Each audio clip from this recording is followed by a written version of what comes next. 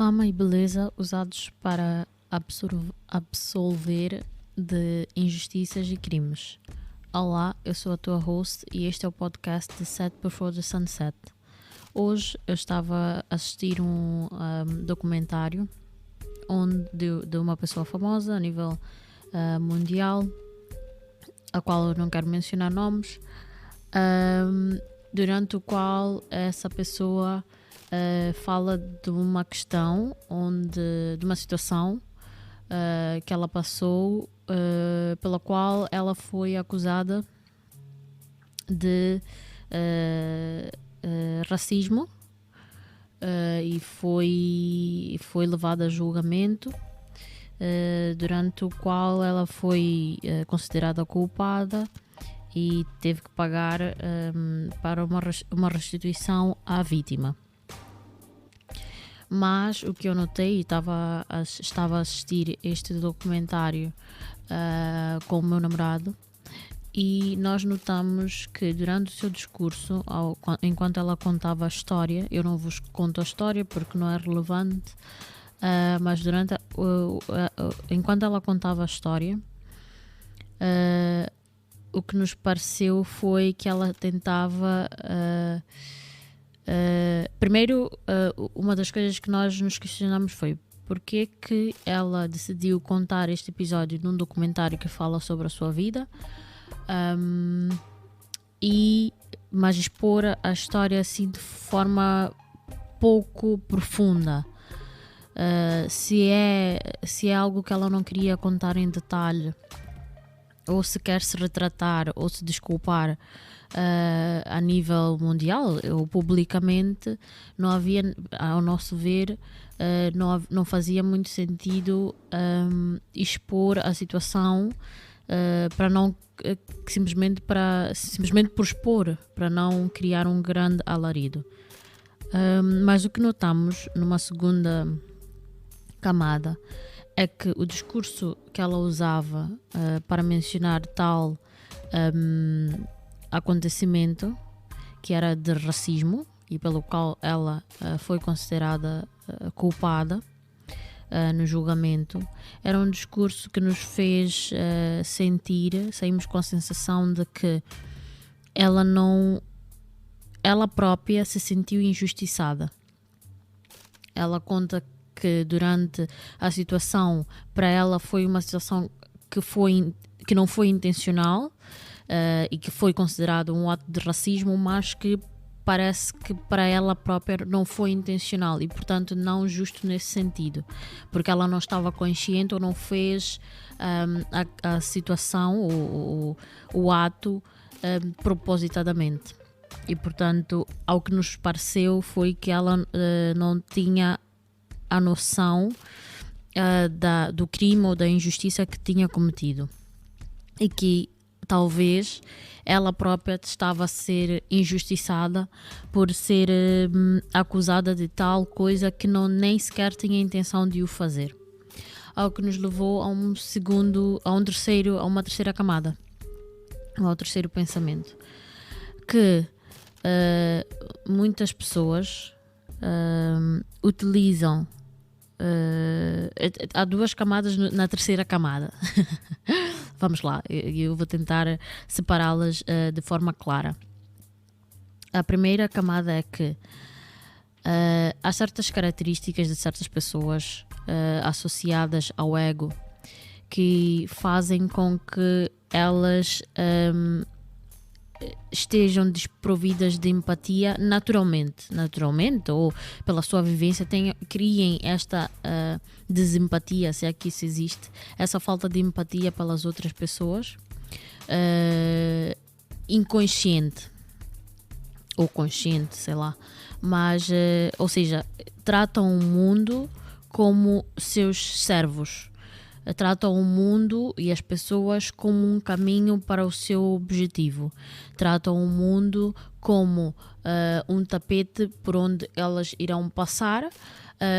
e que não devem se preocupar muito com a forma como passam, porque têm o direito de o fazer, porque o seu objetivo maior justifica qualquer comportamento que elas estejam a tomar. Esse é o primeiro ponto, ou seja,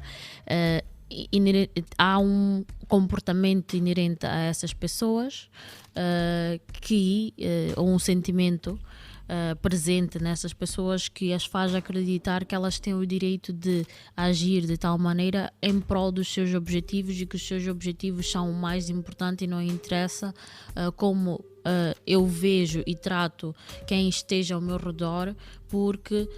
o meu caminho e a minha finalidade justifica o meu percurso. Ou seja, os fins justificam os meios. Esse é o primeiro. Mas a segunda camada, da terceira camada, é o fato de que quando estas pessoas, e se calhar somos todos nós, mas prontos, fica mais evidente quando chega a esta fase, quando estas pessoas atingem uma certa fama, um certo sucesso, começam a justificar a sua fama e sucesso para as suas ações, começam a usar a fama para justificar as suas ações, e geralmente a sociedade também permite que essas pessoas usem a fama para justificar as suas ações, dizendo coisas do tipo: pois, mas ela foi, por exemplo, o artista X está a ser acusado ou fez mesmo violência contra a mulher, ou assediou sexualmente a tal pessoa, e por aí vai, ou foi rude, e por aí vai. E há discursos do tipo: pois, mas o que é que as pessoas achavam que iria acontecer estando com tal pessoa? E há uma terceira camada ainda, que a fama e a beleza e o sucesso e o dinheiro tornam-se armas para usar contra as vítimas, no sentido de que começamos a culpar as vítimas por estar naquela posição, e além disso começamos a dizer ou a sugerir que as vítimas fazem tudo propositadamente e que os famosos e os belos e os bem-sucedidos e os ricos são todos bons e têm uma grande bondade no coração, e que as vítimas é que são as pessoas que têm grande interesse, sempre uma segunda intenção, e que nunca têm boas intenções ao se relacionarem de que maneira for com tais pessoas. E portanto esse documentário nos fez pensar nesta questão toda e nos levou a essa questão de que será que a fama e a beleza e o sucesso e a riqueza devem justificar as injustiças e os crimes que algumas pessoas cometem? Se calhar a resposta é não. Entretanto, se calhar a resposta da maioria de nós será não. Entretanto, a verdade é que socialmente eu vos convido a refletir que talvez socialmente o que acontece na prática não é. Geralmente nós somos os primeiros a pôr em questão se tal pessoa famosa que nós temos um grande apreço, que nós idolatramos, que nós vemos assim num pedestal bem alto, se essa pessoa é capaz de atrocidades e crimes e injustiças que nós ouvimos por aí a dizer. E a verdade é que hoje, no ano de 2024, no século XXI, é muito comum estarmos a ouvir várias histórias de crimes, violência, injustiças perpetuadas por pessoas ricas, famosas, belas, modelos e por aí, e todos nós continuamos a ficar a cada dia espantados com isso, apesar de nós termos todos exemplos de pessoas nesse nível, nesse escalão social ou desta classe artística. Temos vários exemplos que hoje em dia nos fariam se calhar pensar, pois, não é algo tão fora do comum assim. A questão se calhar se prende no fato de o fato de nós desenvolvermos certo apreço, idolatria e gosto por tais pessoas torna estas pessoas quase que intocáveis, e nós não conseguimos fazer um match entre o pensamento de que tal pessoa tão que nós gostamos tanto é capaz de tal atrocidade. Então ficamos em tal contradição interna ao pensar que duas pessoas que pessoas que parecem ser duas pessoas contrárias são a mesma pessoa, né? Que escolhemos ir ou por um lado ou por outro. A verdade é que uma pessoa pode ser essas duas pessoas, porque na verdade o que nós vemos do artista, ou do bem-sucedido, ou do rico, ou do milionário, ou do bilionário, é um recorte, e geralmente é o produto que esta pessoa quer que nós vejamos, que é a parte boa, se calhar. A parte má é a parte que ela não quer que a gente veja, mas que não significa que não esteja lá. A parte boa, o produto, é um recorte, e um recorte mínimo. A parte má é representativo, se calhar, das mais absurdas vontades e atitudes dessa pessoa, mas que geralmente a indústria e as próprias pessoas tentam esconder, porque de facto são crimes que estas pessoas cometem, são crimes, injustiças e violências que elas continuam a perpetuar, e que geralmente várias pessoas na indústria têm conhecimento de que tais pessoas o fazem, mas o protegem justificando que aquele artista é assim, e se nós queremos ainda beber daquela arte, daquele conhecimento, daquela visão, daquele ser iluminado de alguma maneira, temos que não proteger a sociedade da maldade que essa pessoa pode fazer, não. Temos que esconder a maldade que está naquela pessoa, de tal maneira que permita, pelo menos, que esta pessoa seja funcional no sentido de produzir o produto que nós queremos e pretendemos durante o máximo tempo que a gente consiga, para que nós consigamos produzir riqueza a partir daquele ser que é capaz de ser tão contrário e tão disperso, e tão um ser que não faz sentido, né? neste sentido de contrário, de ser alguém tão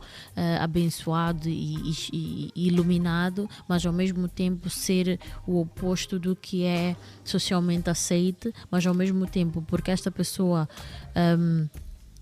é rentável, essa é que é a palavra, esta pessoa é rentável, esta pessoa é popular, esta pessoa chama as massas se identificam com elas, e portanto é um produto do qual nós podemos nos beneficiar. Nós tentamos, e quando falo de nós, falamos de nós, indústria, tentamos manter que a visão que as pessoas têm sobre este produto, ou pessoa, ou marca, seja o mais polida possível, e para que isso aconteça, geralmente pagamos ou investimos tempo, dinheiro, recursos, pessoas que forem necessárias para esconder as atrocidades mais feias que tais pessoas cometem. E, portanto, eu convido a nós, público e sociedade, que fazemos parte desta teia, que hoje em dia justificamos e dizemos: sim, claro, a pessoa tal não é capaz de fazer isso, sim, claro, homem tal não seria capaz de fazer isto, olha para esta pessoa, o que ele já criou, de certeza que aquele tipo ou aquela tipa está a tentar aproveitar-se dele, um ser tão bom, tão não é capaz de fazer isso. Então nós, como sociedade, também temos uma cota à parte de responsabilidade na responsabilização de tais pessoas, no sentido em que temos que começar a separar e refletir sobre o produto e marcas que nós seguimos e idolatramos como produtos em si, mas separar da pessoa que é também falha, que é capaz de fazer coisas que nós nem imaginamos, e muitas das vezes fazem tais coisas para terem histórias por contar, aquelas histórias que nós curtimos e aquela música, se calhar, que é escrita, aquele poema, aquele livro que nos cativa, são escritos com base em histórias reais, histórias que retratam, se calhar, situações de violência, situações de injustiças e crimes perpetrados por essas pessoas. E, portanto, nós também temos que começar a separar as coisas, eu diria assim, e começar a questão da idolatria. Eu acho que é uma questão opcional, eu não o faço. Eu geralmente consigo separar a pessoa do produto, da marca e da sua produção.